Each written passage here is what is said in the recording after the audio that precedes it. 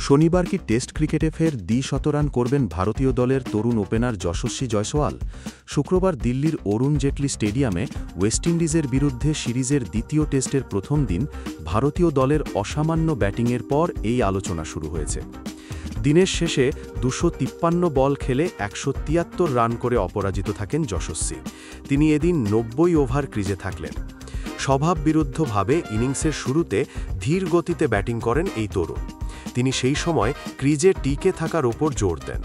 পরে শট খেলতে শুরু করেন তিনি। তবে আশ্চর্যজনকভাবে সারা দিনে একটিও ওভার বাউন্ডারি মারেননি যশস্বী। তিনি ২২টি বাউন্ডারি মারেন। এই তরুণ পরিণত মানসিকতার পরিচয় দিলেন। তিনি দলের ভরসা হয়ে উঠেছেন। এদিন যশস্বীর সঙ্গে ব্যাটিং ওপেন করতে নামেন KL রাহুল। তিনি ৫৪ বল খেলে ৩৮ রান করে আউট হয়ে যান। ওপেনিং জুটিতে যোগ হয় ৫৮ রান। এরপর যশস্বীর সঙ্গে জুটি বাঁধেন সাই সুদর্শন। এই জুটি দলের স্কোর ২৫১তে পৌঁছে দেয়। টেস্ট ক্রিকেটে প্রথম শতরান করার খুব কাছাকাছি পৌঁছে গিয়েছিলেন সাই সুদর্শন, কিন্তু তিনি ৩ অঙ্কের রানে পৌঁছতে পারলেন না। ১৬৫ বল খেলে ৮৭ রান করে আউট হয়ে যান সাই সুদর্শন। তার ইনিংসে ছিল ১২টি বাউন্ডারি। দিনের শেষে যশস্বীর সঙ্গে অপরাজিত অধিনায়ক শুভমান গিল।